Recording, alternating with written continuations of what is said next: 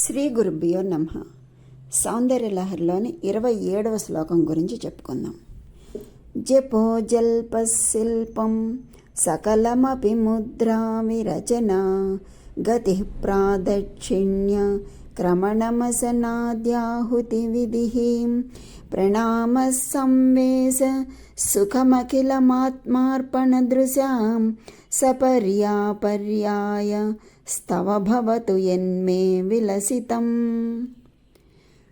ఓ జగజ్జనని, నేను అడ్డదిడ్డంగా వాగిన వాగుడు నీ నామ జపం అగుగాక. గీసిన గీతలన్నీ నీ ముద్రలే అగుగాక. నేను తిరిగిన తిరుగుడు నీకు ప్రదర్శనం అగుగాక. తిన్నది తాగినది కూడా అగ్నిలో వేసి హోమ పదార్థం అగుగాక. ఎక్కడ పడితే అక్కడ నేను దొల్లడం నీకు ప్రణామం అగుగాక. నేను పొందుతున్న సుఖం అంతా నీకే అర్పితం. నా విలాపం ఏది కలదో అదంతయు నీకు చేసిన పూజయే అగుగాక అంటున్నారు. ఇది చాలా చాలా అంటే ముఖ్యమైనటువంటి శ్లోకం. అనుక్షణం దీన్ని పారాయణ చేయవలసినటువంటి గొప్ప శ్లోకాల్లో ఇదొకటి, నిత్యపారాయణ శ్లోకాల్లో ఒకటి.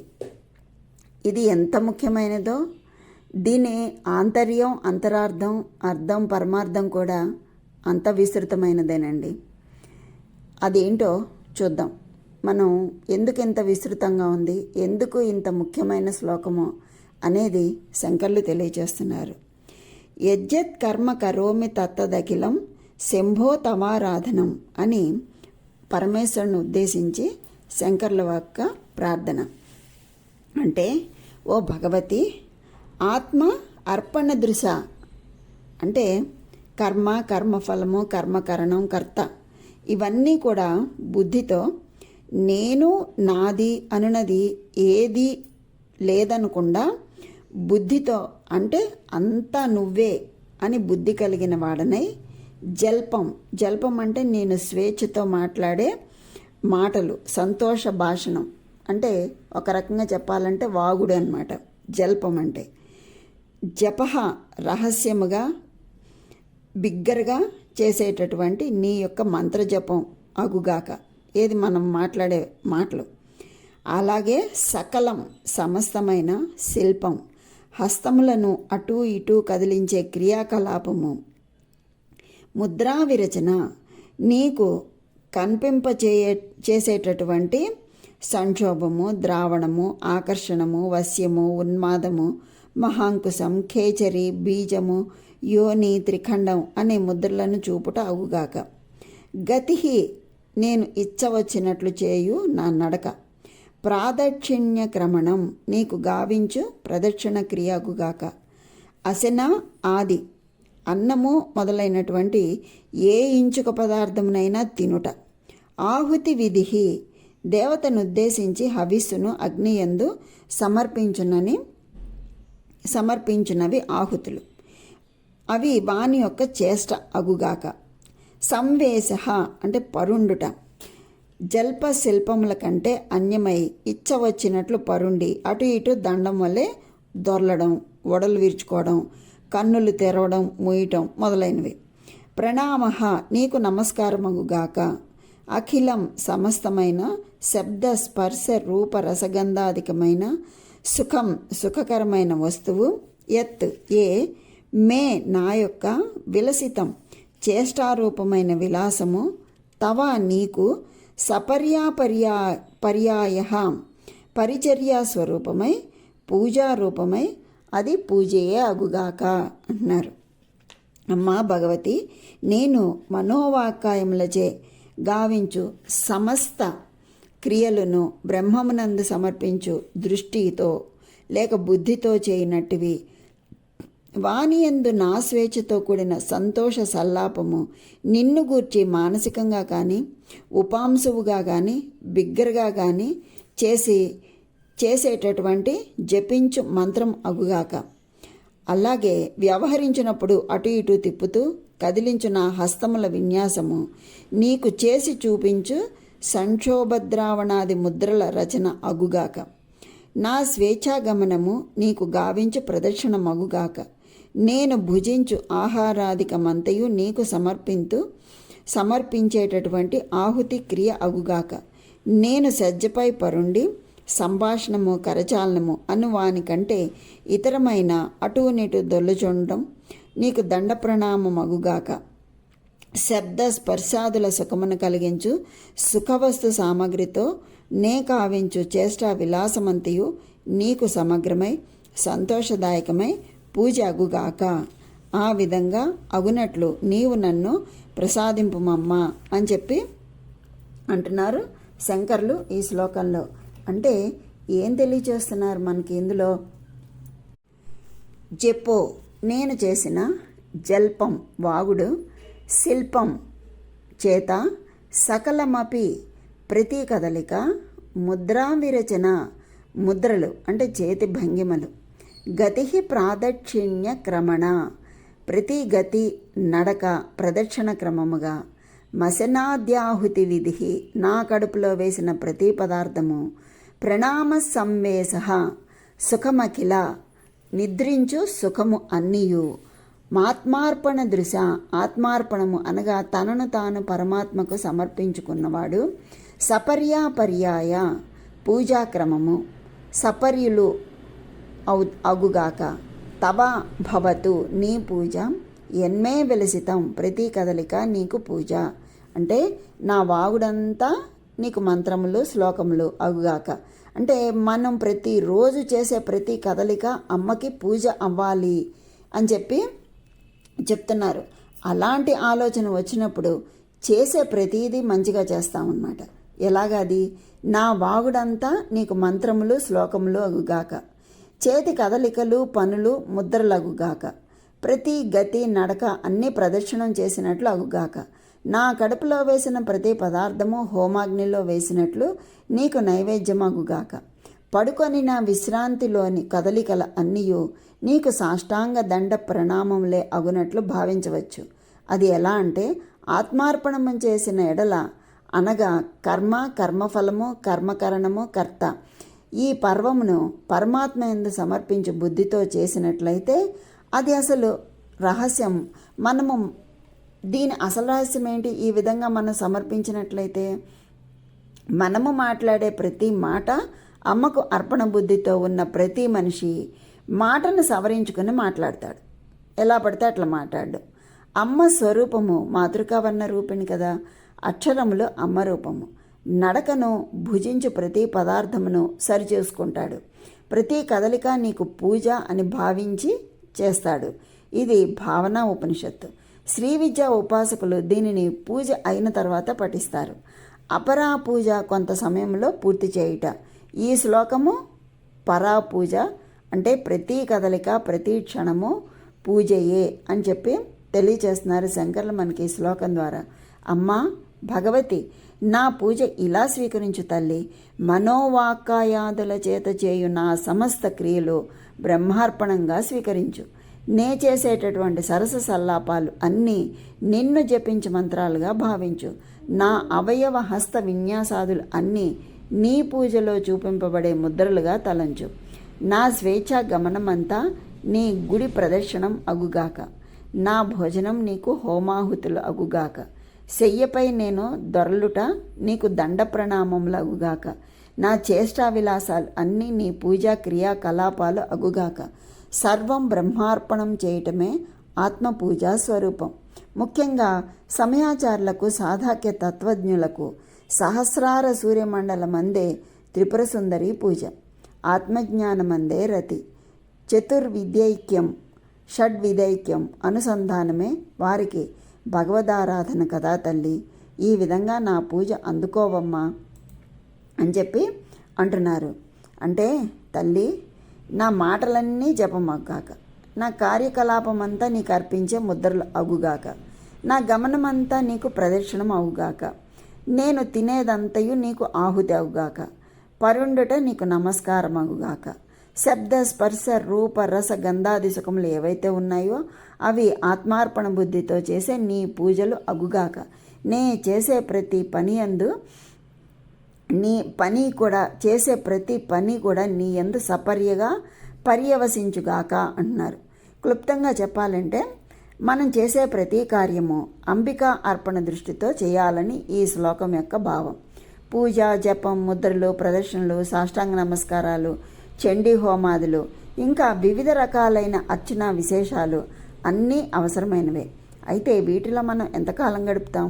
మిగతా సమయం అంతా ప్రపంచ వ్యవహారాల్లో, ఇంద్రియ సుఖముల సముపార్జనలో గడుపుతాం కదా. ఇది మారాలి. అంబికకు పరిమితమైన 1 గంట కాలం మాత్రమే వెచ్చించడం కాక సమయమంతా ఆమె తపో, పూజ, హోమాది కార్యక్రమాల్లో నిమగ్నం అయిపోవాలి. ఇది ఒక ఉపాసకుల విషయంలో మాత్రమే చెప్పబట్టం లేదు, మన అందరి విషయంలోనూ ఇది వర్తిస్తుంది. అయితే అది ఎలా సాధ్యం? మరి మనకు వేరే పనులేమీ లేవా? స్నానం చేయాలి, భోజనం చేయాలి, నిద్రపోవాలి, ప్రియమైన వారితో కొద్దిసేపు మాట్లాడాలి, అనేక ప్రదేశాలు దర్శించాలి, అవసరంలో ఉన్న వారికి సహాయపడాలి. 24 గంటలు ఆమె పూజలో కాలం గడిపితే ఎలాగా? జ్ఞానులు కూడా ఈ పనులన్నీ చేస్తున్నారే. అంతా అంబిక లీల ఇది అని ఎరిగిన జ్ఞానులు ఎలా కొన్ని పనులు చేస్తున్నారో వారికి మాదిరిగానే ఉండటానికి ప్రయత్నించాలి. ఒకేసారి అది సాధ్యం కాకపోవచ్చు. కొంచెం కొంచెం ప్రయత్నిస్తూ ఆ స్థితిని చేరవచ్చు. నిరంతరం ప్రయత్నం, నిరంతరమైన కృషి అవసరం. ప్రస్తుతానికి స్నానం చేయడం, తినడం వంటి కార్యములు ఆమె శక్తి వల్లనే నడుస్తున్నాయని, మనంతట మనం ఏ పనైనా చేయడానికి అశక్తులమని అప్పుడప్పుడు మర్చిపోయినప్పుడల్లా గుర్తు చేసుకోవడానికి ప్రయత్నం చేయాలి. ఈ దృక్పథాన్ని నిదానంగా అభివృద్ధి పరచుకోవాలి. మనం అంబిక శక్తి వలననే భోజనం చేస్తున్నామనే విషయం మననం చేస్తే అనావశ్యకమైన వర్జ్యమైన పదార్థములను భుజించం. అలా భావించినట్లయితే అనవసరమైన పిచ్చి పిచ్చి తినుబండారాలు తినడం అలాంటివి చెయ్యము. మనం మాట్లాడే ప్రతి మాట అమ్మవారి శక్తి మూలంగానే అని గుర్తుపెట్టుకున్నప్పుడు వృధాగా మాట్లాడడం, పిచ్చి పిచ్చి మాటలు మాట్లాడడం.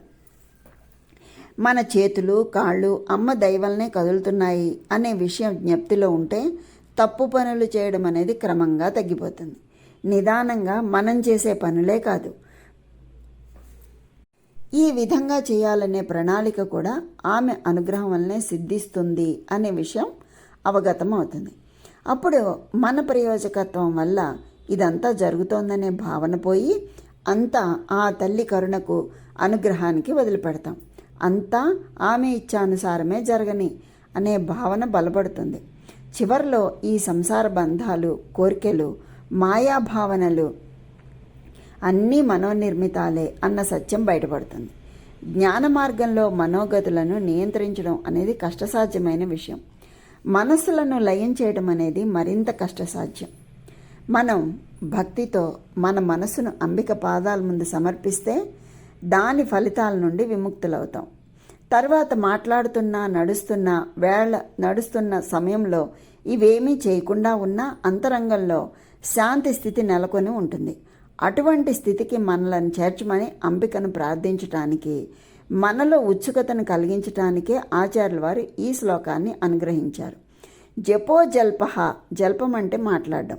మామూలుగా మాట్లాడే మాటలే కాదు, వదరుట అనే అర్థం కూడా వస్తుంది, అంటే వాగుడు అని.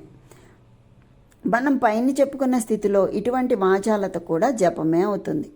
నా మాటలన్నిటినీ నీ నామ జపం అవ్వాలిగాక అని అంటున్నారు. ఈ వాచాలతను అరికట్టుకోవడానికి, తద్వారా పాపమును పరిహరించుకోవటానికి ప్రారంభ దశలో పంచదశి, షోడశి వంటి మంత్రాలతో ఉపదేశం పొందటం అవసరం. అటువంటి మంత్రాలను నిరంతరము ప్రయత్నపూర్వకంగా నియమంగా జపించటం వల్ల మనం మాట్లాడేదంతా అంబికా నామ జపమేనన్న స్పృహ కలుగుతుంది. సకలం శిల్పం అపి ముద్రా విరచన అంటే నేను చేతులతో చేసే కార్యకలాపమంతా నీ పూజలో ప్రదర్శించే ముద్రలు అగుగాక. ముద్రా విరచన అంటే ముద్రలు వేయటం. కొంతమంది చూడండి ముద్రలతో పూజలు చేస్తూ ఉంటారు.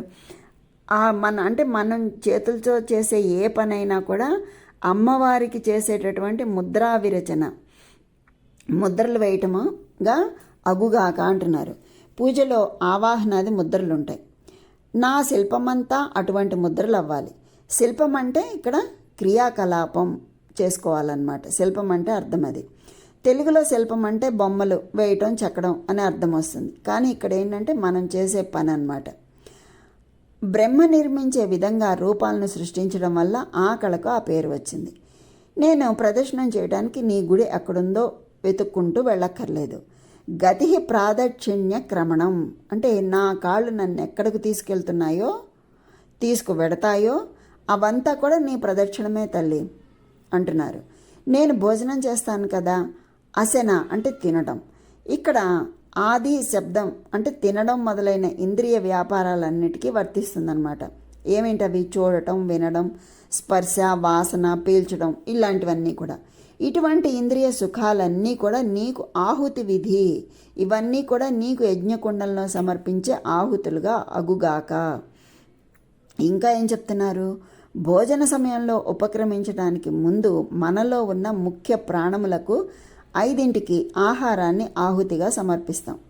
భగవానుడు గీతలో తాను జీవులందరూ తినే ఆహారాన్ని జీర్ణం చేయటానికి వారి వారి దేహాలలో వైశ్వానరుడు అనే జఠరాగ్ని రూపంలో ఉంటానని చెప్తాడు కదా. ఈ విషయం మనకు స్పృహలో ఉంటే అశుద్ధమైన వ్యర్థములైన ఉల్లిపాయల లాంటి పదార్థాలు, సొర వంటి పానీయాలు పుచ్చుకోగలమా మనం? లేదు కదా. అలాగే భగవంతుడు మనం కనులతో చూసేది, చెవులతో వినేది, ముక్కుతో వాసన చూసేది, స్పర్శ చేత అనుభవించేది అయిన అన్ని సుఖముల భోక్త అని తెలుసుకున్నప్పుడు అసలు చెడు జోలికే పోలేము, దేంతో ఏది చేయలేము. సంవేశ అంటే పరుండటం అంటే పడుకోవడం. నేను పడుకొని ఉండటం, మన మంచం మీద పడుకున్నా సరే ఆ పడుకుని ఉండటాన్ని నీకు సాష్టాంగ నమస్కారం అగుగాక, నువ్వు సాష్టాంగ నమస్కారంగా భావించి నన్ను అనుగ్రహించి తల్లి అంటున్నారు. మనం నిద్రిస్తున్నప్పుడు అంబిక పాదాల చెంత పడుకున్నామనే భావన ఎంత శాంతిని కలిగిస్తుంది. ఈ జాబితా అంతా ఇంకా ఇలా పెంచుకుంటూ ఎంతైనా మనం వెళ్ళొచ్చు. నిన్ను చేరడానికి నిరంతరం నీ నామజపం చేయటం అంటే ఎటువంటి కష్టసాధ్యమైన సాధన చేయను. సుఖమఖిల ఎన్మే విలసితం. నేను సంతోషంగా చేసే పనులన్నీ తవ సపర్యా పర్యాయ భవతు, నీకు పూజకుగాక. సపర్య అంటే పూజ, పర్యాయ అనే పదానికి అనేక అర్థాలున్నాయి. వాటిలో బదులుగా లేతే ప్రత్యామ్నాయముగా అన్న 2 అర్థాలు మనం తీసుకోవచ్చు. ఇక్కడ యమకం అనే శబ్దాలంకారం కూడా ఉపయోగించబడింది. మనం శ్రమ పెట్టుకోకుండా సంతోషంగా పనిచేయడం అంటే స్వాభావికంగా చేయడం అనేది ఎంతో అర్థవంతమైంది. మన మనసు బంధింపబడకుండా, శ్రమ లేకుండా ధర్మ మార్గాన్ని అవలంబిస్తుంది. తాయు మానవర్ అంతా నీ చేయదమే అంటాడు. ఎవరు? తాయు మానవర్ అంటే అలాగే మనం అంతా అమ్మవారే చేస్తోందనే ఆలోచనతో మన మనసును ఆమెకు అర్పించుకుంటే ఎంతో తేలికగా, స్వాభావికంగా, మన ప్రత్యేక ప్రయత్నం ఏమీ లేకుండా నైతిక మార్గాన్ని అనుసరించగలం అంత సులువుగా. స్వాభావికంగా ఉండటంలో ఎంతో ఆనందం ఉంది కదా. మనం ఎంత మనం అంబికకు అర్పించుకోగలమో అంతటి ఆనందాన్ని పొందగలం. మన బంధాలన్నింటినీ వదులుకొని అమ్మను శరణు పొందితే ఆత్యంతికమైన ఆనంద స్థితికి అవసరమైన ధార్మిక ప్రవర్తన తనంతట తాను స్వాభావికంగా సిద్ధిస్తుంది. మనం నైతిక జీవనం గడపాలనే ఆలోచన లేకుండా నైతిక జీవనం గడుపుతాం. భాగవతం 9 విధములైన భక్తిని గురించి మాట్లాడుతూ ఆత్మనివేదనం అత్యున్నతమైనదని వివరిస్తుంది. గీతలో భగవానుడు చివరి శ్లోకంలో దీని గురించే చెప్తాడు. ఇటువంటి పరిపూర్ణమైన శరణాగతి గురించే ఆచార్యుల వారు ఈ శ్లోకాల్లో చెప్తున్నారు. సుఖమఖిలం ఆత్మార్పణ దృశ. ఆత్మార్పణం అంటే ఆత్మనివేదనమే. శరణాగతి ఇది ఈ శ్లోకపు జీవనాడి. ఈ శ్లోకానికి ఒక్కదానికే కాదు, ఇది అన్ని మత విధానములకు జీవనాడి ఇదే. ఇంకా చెప్పాలంటే జీవితమునకు జీవనాడి ఇది. ఆత్మార్పణ దృశ అంటే ఈ జీవితాన్ని మొత్తంగా అంబికకు సమర్పించే వైఖరిలో అని అర్థం.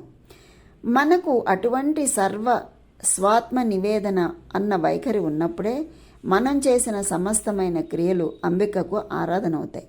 మనం ఆత్మార్పణ ద్వారా అటువంటి స్థితిని పొందాలని ఆచార్యుల వారు చెప్పిన దానిలోని అంతరార్థం. తర్వాత వచ్చింది ఏంటి? భవతు అన్న శబ్దం ఈ అర్థాన్నే స్ఫురింపజేస్తున్నది. తనను తాను అంబికకు పూర్తిగా అర్పించుకున్న మనిషి ప్రవర్తన ఏ విధంగా ఉంటుందన్నది ఆచార్యుల వారు ఈ శ్లోకంలో చిత్రించారు. అతడి జీవనమే అంబికకు ఆరాధనం. సపర్యా పర్యాయ విలసితం అన్నారు. ఆచార్యుల వారు శివమానస పూజా స్తోత్రం దగ్గర కూడా ఇదే భావం వచ్చే శ్లోకంతో మనల్ని అనుగ్రహించారు. అదేంటండి? ఆత్మాత్వం గిరిజామతి సహచరాః ప్రాణాః శరీరం గృహం పూజాతే విషయోపభోగరచన నిద్రా సమాధిస్థితిః సంచారః పదయో ప్రదక్షిణ విధిః స్తోత్రాణి సర్వా గిరో యజ్జత్కర్మ కరోమి తత్తదఖిలం శంభో తవారాధనం. ఓ పరమశివ, నీవే నా ఆత్మ, నా మనస్సు అంబిక, గిరిజ పర్వతరాజ పుత్రి, నా పంచప్రాణములు నీ పరిచారములు, ప్రమదగణములు, నా శరీరం నీ గుడి, నా విషయభోగములన్నీ నీ పూజ, నా నిద్ర సమాధి, నేను మాట్లాడేదంతా నీ స్తోత్రం, నేనేమి కర్మ చేసినా ఓ శంభు అది నీ ఆరాధనమే అంటున్నారు. ఇదే శ్లోకం ఇందులో కూడా వస్తుందండి, మీరు వినే ఉంటారు. స్వర్ణకమలం సినిమాలో కూడా పెట్టారు ఇదే శ్లోకాన్ని. గీతలో భగవానుడు కూడా ఈ విధంగానే మనవైనవన్నీ ఆయనకు సమర్పించమని చెప్తాడు. యత్ కరోతి యదశాస్తి యజ్ఞు హోసి దదాసి యత్ యత్ తపస్యసి కౌంతేయ తత్ కురుష్వ మదర్పణం. ఆత్మార్పణమే జీవిత లక్ష్యమైన ముక్తికి దారి తీసేది. మనము జ్ఞాన మార్గాన్ని ఎంచుకుంటే మనోనాశనం, భక్తి మార్గాన్ని ఎంచుకుంటే అది శరణాగతి అవుతుంది. రెండు మార్గాలు నిన్ను ఒకే లక్ష్యాన్ని చేరుస్తాయి.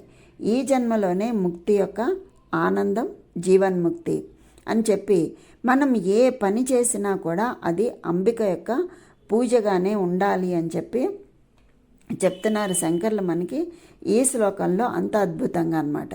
మాట్లాడితే ఆమె జపం అయిపోవాలి, అంబికకు చేసిన జపం అయిపోవాలి. అలాగే ఏదైనా పని చేస్తే ఆ తల్లికి సమర్పించే ముద్రలు అవ్వాలి. ఏదైనా తింటే అగ్నికి సమర్పించే మనలో ఉన్నటువంటి వైశ్వానరుడు అనే అగ్నికి సమర్పించే ఆహుతి అవ్వాలి. ఏది తింటే అది. పడుకుంటే సాష్టాంగ దండ ప్రణామం అవ్వాలి. ఎక్కడికే నడిచినా కూడా అది ఆ తల్లి యొక్క ప్రదక్షిణ అయిపోవాలి అని చెప్పి అద్భుతంగా తెలియచేస్తున్నారు ఈ శ్లోకాన్ని. ఇవన్నీ మనం అంబికకి సమర్పించే పూజగా అనుకుంటే ఏ ఒక్కటి కూడా మనం తప్పుగా చేయము, పొరపాట్లుగా చేయము, అన్నీ సరిగ్గా చేస్తాము. కనుక మనం చేసే ప్రతి పని కూడా ఆ తల్లికి పూజగా సమర్పింపబడాలి అని చెప్పి శంకరులు మనకి ఈ విధంగా తెలియచేస్తున్నారు.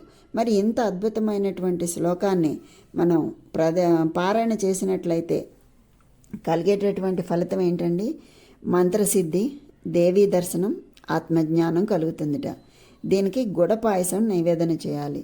ప్రతిరోజు 1000 సార్లు పారాయణ చేస్తూ 45 రోజులు దీనిని పారాయణ చేసుకుంటే మనకి కలిగేటటువంటి ఫలితం మంత్రసిద్ధి, దేవీ దర్శనం, ఆత్మజ్ఞానం.